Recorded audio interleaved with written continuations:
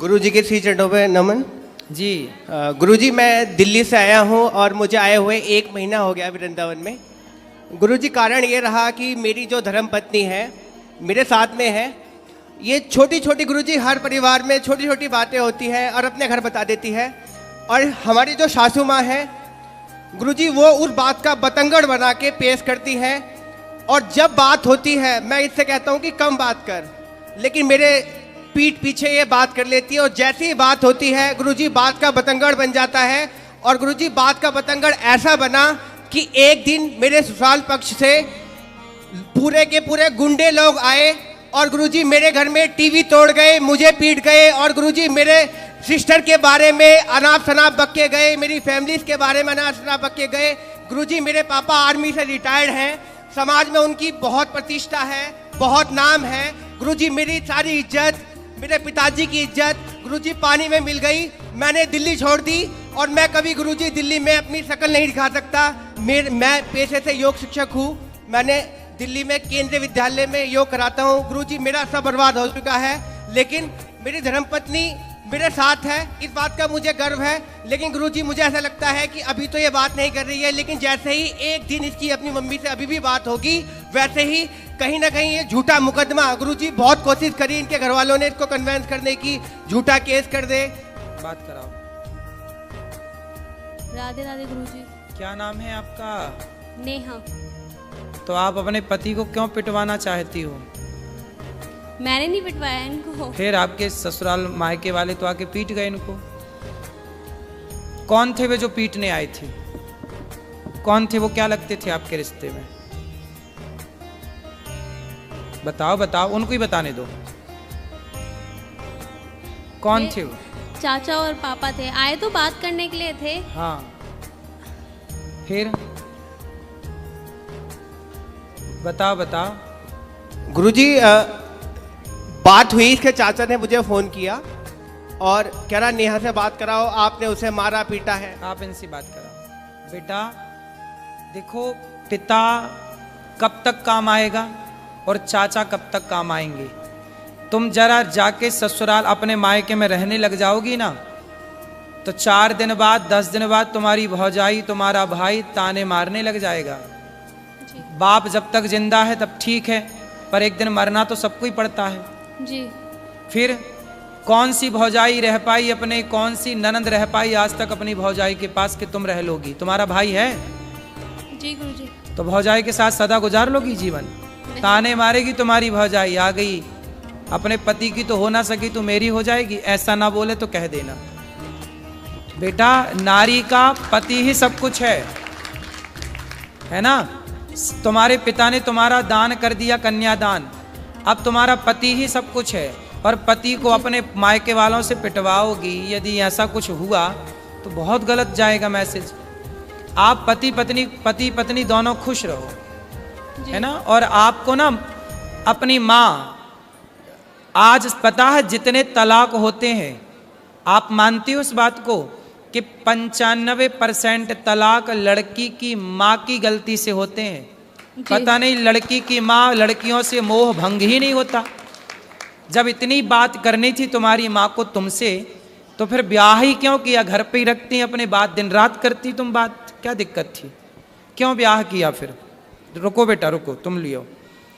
इसका मतलब ये हुआ, आप मानती हो उस बात को कि बहुत सारी माताओं की गलती से, माँ की गलती से बेटियों का तलाक हो जाता है? जी। आप मानती हो? हाँ। उसमें से एक आप भी हो। आपकी जो माँ है ना, माँ कैसी होनी चाहिए? अरे माँ ऐसी होनी चाहिए कि पति पत्नी में लड़ाई हो तो माँ कहे कि बेटा ये तो सबके घर होती है, इस धरती पे ऐसा कौन पति पत्नी है जिसमें कभी लड़ाई झगड़ा ना हुआ हो? जी। सबके होता है।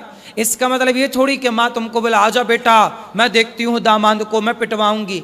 अरे माता सती अपने पिता के घर चली गई थी, दक्ष प्रजापति के घर, और वहां पर देखा कि मेरे पति का अपमान हो रहा है, तो माता सती सहन ना कर पाई। एक अच्छी स्त्री वो होती है जो कभी अपने पति का अपमान ना करती ना कराती। वो कैसी पत्नी जो अपने पति को अपने पिता और अपने चाचा से पिटवाए? तुम्हारे पिता बिल्कुल धर्म का ज्ञान नहीं रखते क्या? अनपढ़ है क्या? अरे दामाद का पांव पूजा है, जिसका मंडप के नीचे पांव पूजा है, उसे मारने का सोच भी कैसे सकते हैं? थोड़ा रिश्तों में मर्यादा भी तो रखनी चाहिए ना बेटा। ऐसे थोड़ी गुस्साई तो हाथ किस पे उठा रहे हैं ये भी तो सोचना चाहिए। भाई दामाद के पांव पूजे जाते हैं मंडप के नीचे, चाचा ने भी पांव पूजे होंगे, और आज वो चाचा आके मार के चला गया, तुम्हारे कारण तुम्हारा पति पिट गया, तो क्या ये तुम अच्छी नारी का परिचय दे रही हो? ऐसे रिश्ते नहीं बेटा। देखो पति सर्वोपरि है। स्त्री के लिए बताओ, स्त्री के लिए माँ बाप भी सर्वोपरि है, माँ भी सर्वोपरि है, ठीक है, पर अब तो आपका विवाह हुआ तो पति सर्वोपरि है ना। ते आए क्या? हाँ, कहां से दंड भरे तुमने?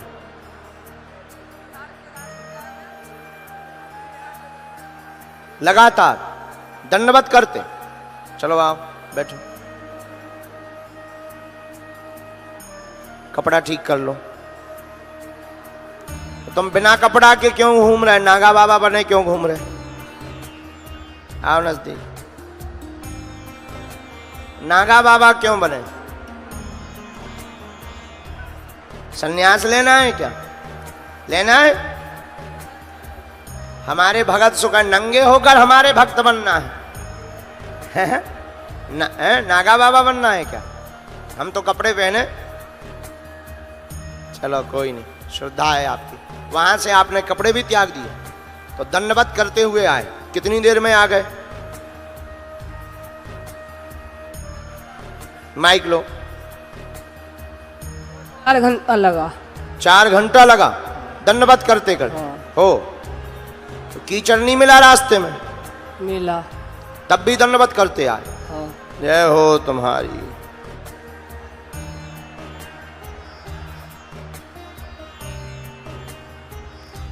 राम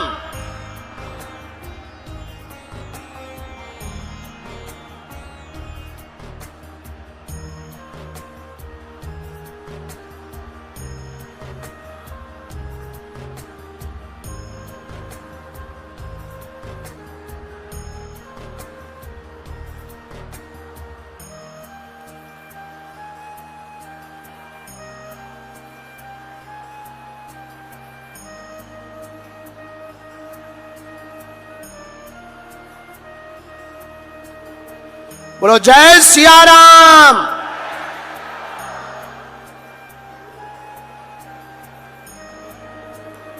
बोलो दिल्ली के पागलों की। बोलो भैया क्या जानने आए मालिक?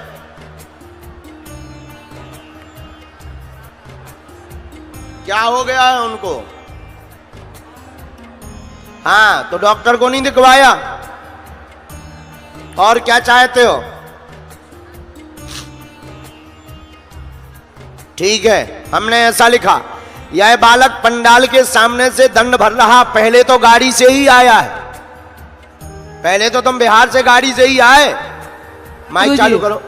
गाड़ी से आया है, दंड सामने से भरे हुए हैं। सन्यासी बाबा की साधना पाना चाहता। पिता को पेट में दोनों तरफ दिक्कत बन गई है, गांठें बन गई हैं, आराम लगेगा। माँ को हार्ट में दिक्कत, बेचैनी बन रही है। आज से ही लाभ होगा। वह बालाजी की भक्ति करते रहेंगे। भाई की अर्जी धाम पर लगेगी। आशीर्वाद है। जय श्री राम। जय राधे राधे गुरुजी। हाँ जी गुरु बात पूछनी थी। बोलो। मेरे मम्मी ना मतलब पिताजी बहुत दारू पीते हैं, मम्मी को मारते हैं, तो मैं मजबूरी में ना पिताजी को मारता हूँ। क्या गलत है? पिताजी को तो मारना गलत है ही। बहुत परेशान करता है तो गुरुजी। कैसे मारते हो? वैसे ही मतलब मम्मी को मारते हैं ना, इसलिए मैं मारने लगता हूँ पिता को। पिता को मारना तो पाप है, गलत है। अब इतना परेशान कर देते हैं गुरुजी, मजबूरी में हाथ उठाते हैं। तो पिताजी को शराब पीने से समझाओ। लाओ उनको, हम समझाएंगे। नहीं, वो किसी के नहीं सुनते। इतना रोज मुर्गा मछली इतना खाते हैं कि परेशान आ जाता हूँ मैं। तो आप उनको मारते हो तब भी वो नहीं सुधरते? नहीं सुधरते, मजबूरी में हाथ छोड़ना पड़ता है। क्या करे बताइए आप ही। अब मैं क्या बताऊं? बताओ।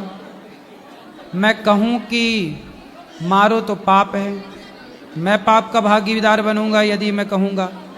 और यदि हम तो ये कहते हैं कि आप उनको समझाओ, सत्संग से जोड़ो, उनका जीवन सुधरे, बस यही हो सकता है। आपकी कथा रोज चला के सुनता हूँ, नहीं सुनते, कहता है मैं कुछ और सुनूंगा। मतलब क्या सुनना पसंद है उनको? उल्टा सीधा चीज सुनते हैं, मतलब पुराने भजन पता नहीं क्या क्या सुनते हैं।